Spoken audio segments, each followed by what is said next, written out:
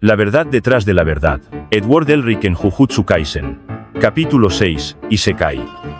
Edward, Goyo y Shoko se encontraban tomando té en la pequeña sala de esta última. Shoko se mantenía atenta y tranquila, Goyo demasiado alegre e interesado en su celular, y Edward muy preocupado e irritado sin dejar de mirar sus cosas, que estaban en posesión del peliblanco. ¿Podrías devolverme mis cosas?, preguntó Edward de forma que intentaba parecer educada, pero que demostraba gran irritación. Claro, Ten, solo necesitaba enviar un mensaje. Por cierto, no mire tu álbum de fotos, de nada por cierto, dijo Goyo lanzando una mochila a su propietario. Punto de vista de Edward Elric. Apenas tuvo en su poder su mochila, revisó sus cosas y verificó que no faltaba nada, aunque también se dio cuenta que la habían revisado, a excepción de su viejo álbum de fotos, que aún conservaba su correa en su lugar. Aliviado por recuperar sus cosas, empezó a pensar en qué haría y qué diría.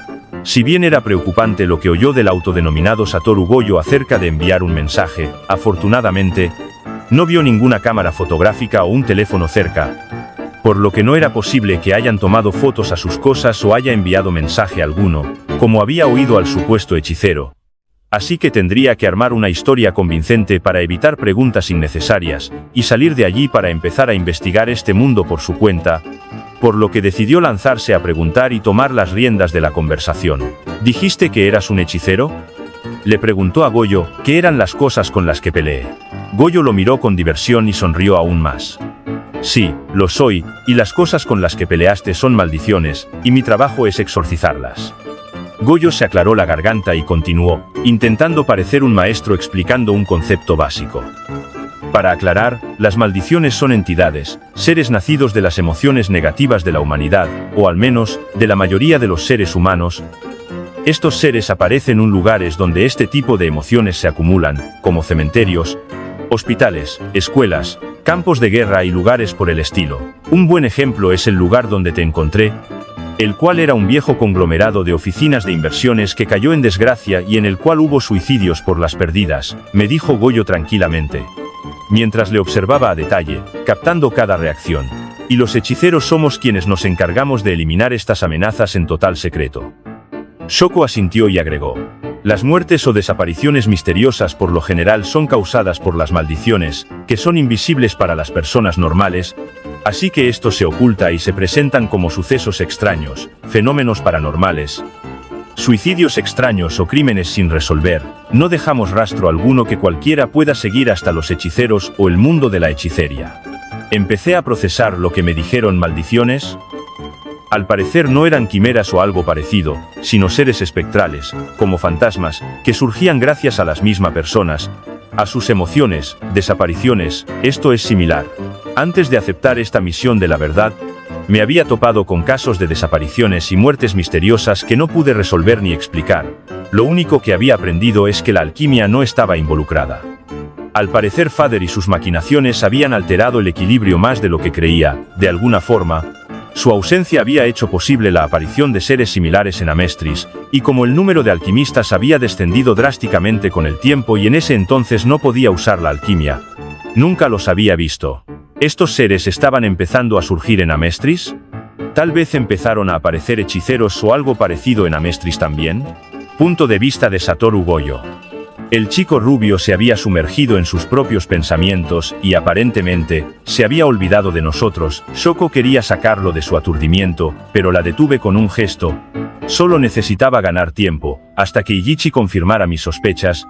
La ropa de Edward, sus posesiones y cómo empleaba la energía maldita eran únicas. Demasiado únicas. Había visto al chico usar la energía maldita de su alrededor, y era el primero que veía hacer eso.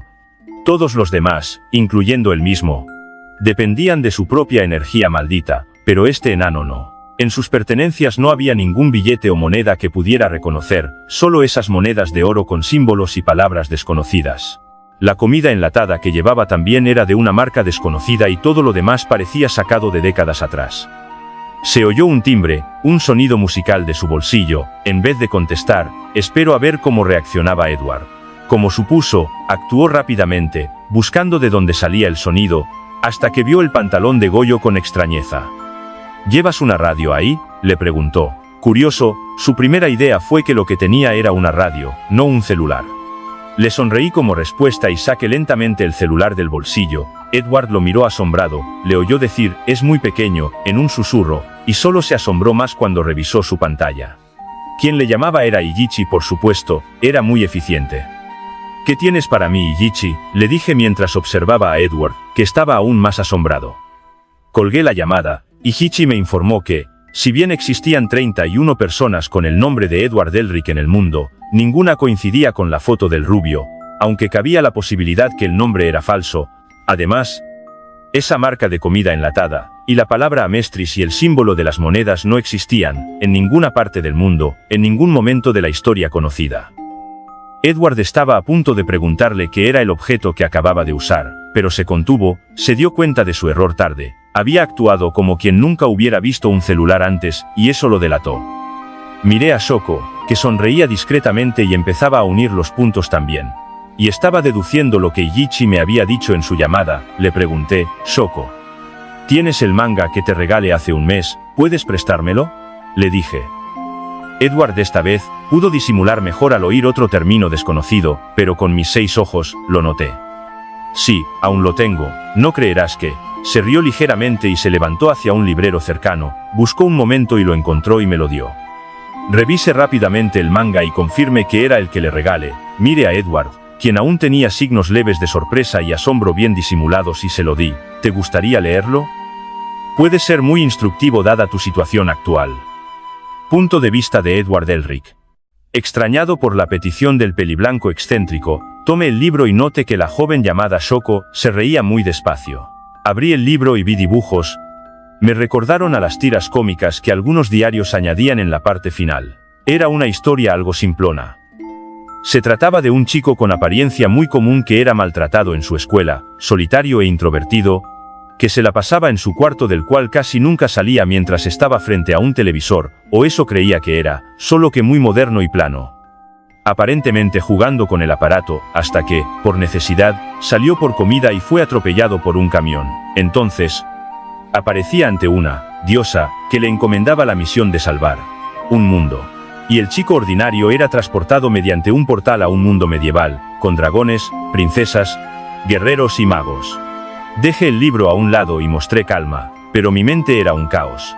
Si descartamos los elementos cómicos y la aparente facilidad con las que superaba los problemas el personaje principal de esa historia, su inicio era inquietantemente familiar a cómo llegué aquí. Por supuesto, no acepté la misión de la verdad por fama, riqueza o chicas, sino porque sentía que era lo correcto y no estaba dispuesto a que este mundo pasara por lo que pasó o pudo haber pasado en mi mundo. No se me dio un poder especial, sino tuve que aprender a usarlo gracias a entrenamiento, práctica, estudio y, luego de perder mi alquimia, a décadas de investigación teórica y un salto de fe. Y definitivamente no se me apareció una diosa excesivamente atractiva y de escasa vestimenta a darme una misión específica, sino la verdad, que es confusa a más no poder con una misión igual de confusa y compleja. Sentí miradas en mí, así que levanté mi cabeza y vi a Shoko y Goyo mirándome con curiosidad y diversión. Goyo quiso hablar, pero Shoko lo detuvo y me dijo: la historia que leíste es de un género llamado Isekai, que trata de personas que, por lo general, son perdedores en su vida original, y son llevados a un mundo de fantasía. Son muy comunes, me dijo atenta a mi reacción, pero son fáciles de distinguir por cosas como que no existe información alguna de su identidad. La vestimenta inusual para la época, dijo señalando mis ropas, los objetos que llevan con ellos, dijo señalando mi mochila, su desconocimiento de objetos y conceptos comunes, sacó un objeto parecido a lo que había usado Goyo hace unos momentos, y las habilidades y características extrañas que exhiben, dijo mirándome y luego mirando mi brazo y pierna faltantes. Al parecer Goyo no pudo resistir más y dijo: así que, eres un chico que sufrió un Isekai, ¿verdad? Preguntó, y luego continuó: entonces, ¿por qué llegaste aquí y cuál es tu misión?, preguntó juguetonamente.